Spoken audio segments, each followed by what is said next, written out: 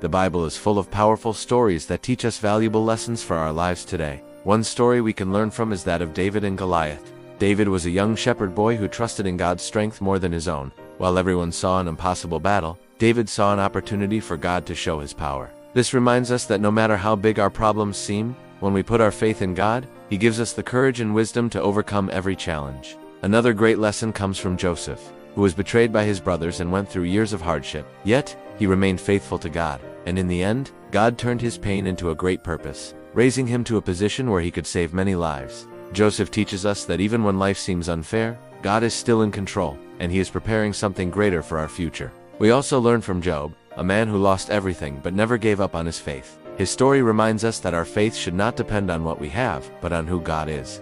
Even when we do not understand our struggles, we can trust that God is still good and will restore us in His time.